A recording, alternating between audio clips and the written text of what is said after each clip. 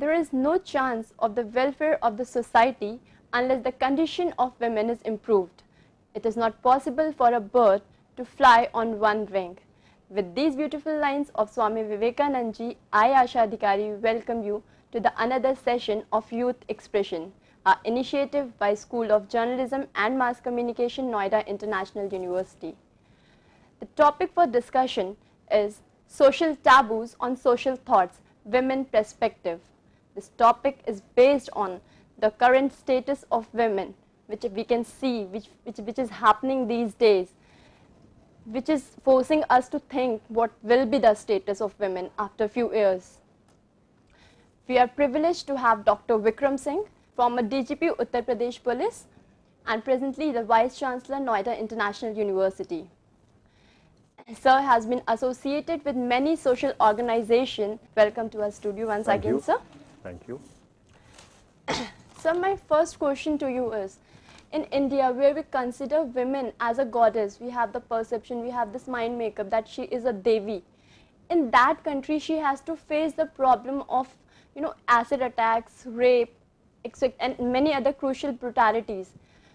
What do you think is the reason behind such profanity of women in India? Asha ji, you have brought about a very contemporary topic. Congratulations and my blessings to you for that. Number one, yes, we keep women on a very high pedestal as something or somebody who's extremely and most sacred. We have 700 verses from the Devi Mahatma and raising her to the skies. Yatra naryasto pujyante ramante tatra devata sarva bhuta yada devi swarga mukti pradayani. But the ground reality, unfortunately, is not compatible with our lofty ideals. In fact, the mindset of the Indian male and society is such that women are relegated to a very inferior position. There's another part of the literature that says, Dhol gawar shudra pashunari sakal tarana ke adhikari. Women are to be the repositories of the husband, the father, or the son.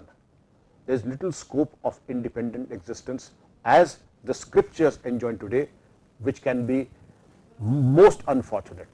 Number one. Number two, as Swami Vivekananda said, that a bird cannot fly with just one wing. Both wings have to be equally strong to make the bird fly, and to that extent, the society has to give what is due to women and the Nari Shakti. Very well said, sir. My next question is related to this only, like we just discussed the psychology. What we have the psychology of goddess, women as a goddess. My question to you is, what should be blamed, the psychology or the situation? I'm talking about Arushi Hemraj murder case. So what do you think, who should be blamed, the psychology or the society, when a very well educated couple, I mean they had only one child, one girl child, so we can say that there was no gender bias. They killed their daughter just because of that juvenile act. Please can you tell us, if it would have been Arushi in place of Arushi, the situation would have same if it would have these things? No, Asha ji. Let me tell you that it was a murder most foul, a horrific crime, and I feel sorry for the Talwars and I feel sorry for late Arushi. It should not have happened. Parents are there to safeguard the interest of the children. There may be mistakes, but no mistake is so grave as to warrant their being butchered and slaughtered. As you very rightly said, had the situation been different if Arushi would have been a boy? From my first-hand experience in life and policing, I can tell you the situation would have been very different. They would have trivialized the whole incident. They would have laughed it off, or at best, I have not known in 64 years of my life and 36 years in the police where a person has taken drastic action on the misdemeanors of a deviant son. It is either trivialized or given token punishment, a couple of whacks across the face, and that's it. Nothing more than that. Very well said. Sir, there are many laws which talk about women equality. There are many articles in our constitution which talk about women equality. My next question to you is, we say that women are equal, but the perception, we are somehow where we know that they are not equal. In fact, the women don't consider कि they are, they don't get that equal status and they consider themselves as a weak element. They themselves think कि we are not as strong as as men.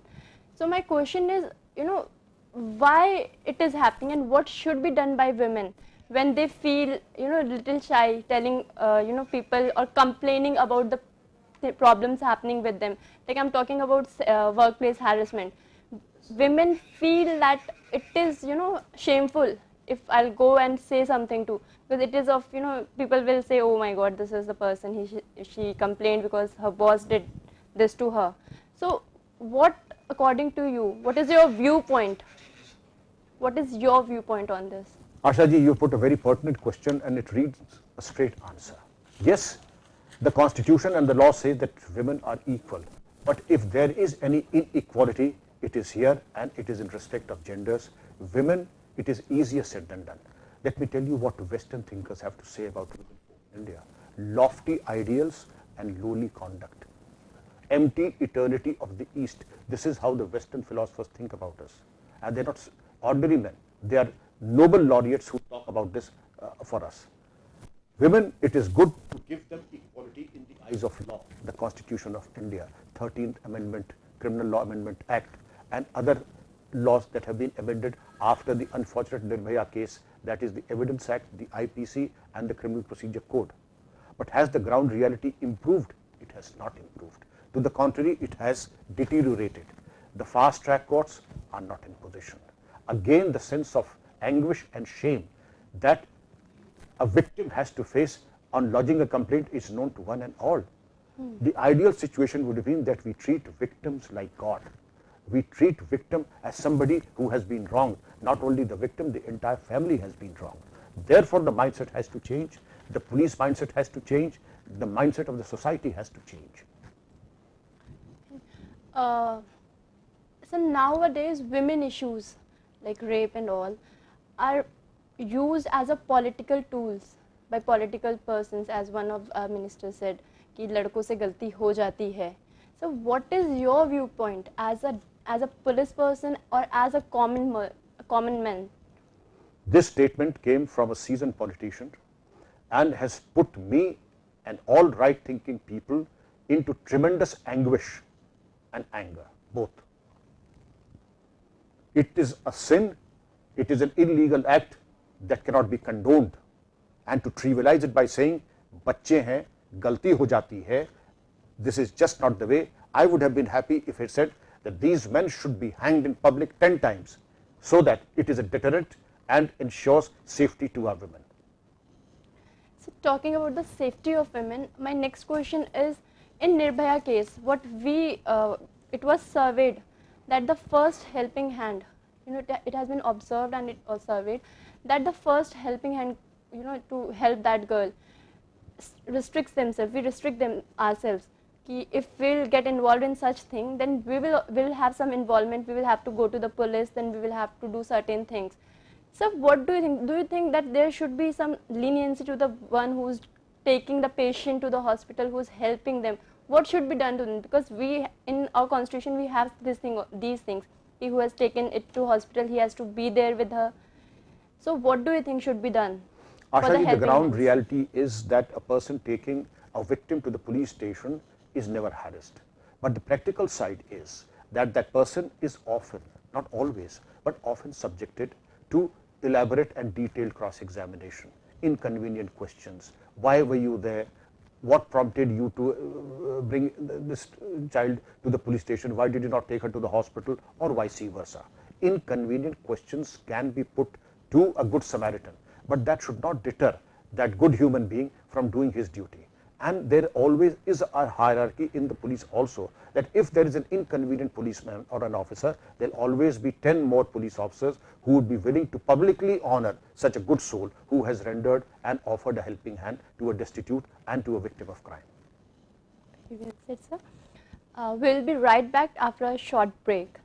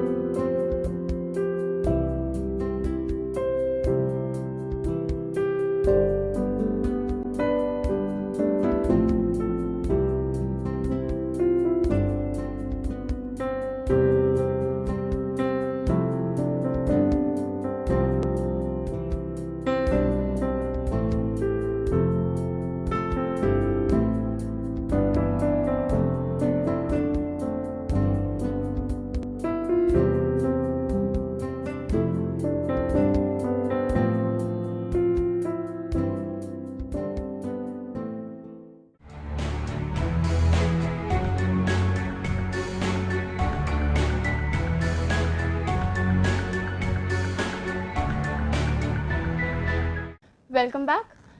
So my next question to you is, do you think if prostitution be legalized in India in a very well packaged manner, like it is already there, but in a very well packaged manner, if we remove the tag of taboo from it, do you think it will decrease the rape rate?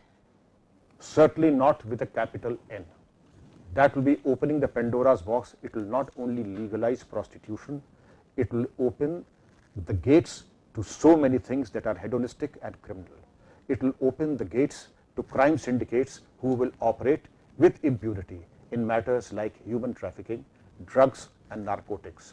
I for one would not like to believe to in fact give a roadmap to the youth, sublimate their energies, make them positive, because sex without love has no meaning whatsoever. And therefore, I am of the opinion that legalizing prostitution is just not the solution and should never even be talked about or to talk of legalizing it. Fine, sir. So my next question is, women, it is presently said that women are going through the most troublesome time. They are facing the problem of workplace harassment, after marriage sexual assaults and all. My question to you is, do you think it is always women who is wrong? It is only she who can file the case. I mean, like in cases like Justice Ganguly, Taran Tejpal case, where women filed the complaint after many months. Do you think it is? Do we have any provision when a female can file a complaint against a woman? In that case, like in Tarun Tejpal case, it was 9 months time when she filed the case. So do you think she can just blackmail him? Maybe. So do you think you can please enlighten us if there is some provision in our constitution for men? Asha ji, what ground you are giving me is a very weak defense of deviance. That is why every time a complaint comes, it is not that every case is charge sheeted. It is a matter of investigation. What were the circumstances of the harassment, the circumstances in respect of the molestation, the circumstances in respect of the alleged rape? Was it in any way consensual? Was it in fact an extortion? Was it in any way in fact exploitation? And therefore, the police investigation by seasoned investigators would set the grain from the chaff whether in any case it was exploitation, a crime, or it was by mutual consent. Any thorough investigation would give you a fair indication. If it is by consent, then law will take its own course, and if it is by force or for purposes of exploitation, then again the law will take its own course and charge sheet the culprits. To say, look, a woman is traumatized after the exploitation, please understand there is bound to be a time lag in the incident and the lodging of the FIR. There is also provision for lodging false complaints also, and I can assure you that if there is a false complaint, let me tell you that the law will take its own course and take action against those lodging a false complaint. But at the same time, to set aside and brush aside all FIRs as malicious, as one side, as preconceived would not be just. It is only fair in today's time that it should be, the complainant should have a fair opportunity of taking her time and choosing her time of FIR when she is in the right frame of mind. So our viewers would want to know that should there be any amendment or initiation done in our law so that women could feel more safe, so that they can walk freely, like we will not be done anything wrong to us, they will not done anything wrong to us. Do you think there should be some initiations done in our law? Laws against always require a review, a revision of the provisions. But what we require as of now is a faithful implementation of the existing laws, positioning of the fast track courts, and a sincerity in the law enforcement officers and the investigation, and lastly the change in the mindset. If a complainant comes, please treat her as God, please treat her as divine, and give due respect and consideration to a victim of that crime. Bring all the authority, come down like a ton of bricks on all the perpetrators of this crime, and have a zero tolerance and a no nonsense approach to crime, rather than trivialize the incident and make a mocking of the whole episode, and in fact make the victim a laughing stock at the police station. The mindset has to change. The cult of masculinity that exists in the police force, that must change. What we need today is a big heart, a knowledgeable mind, and a proactive approach to contain this crime. With these three ingredients, I can assure you the world and India would be a safe place for our women. Thank you, sir. I think many of the women have been enlightened by sir's answers. Thank you so much for staying with us. Thank you.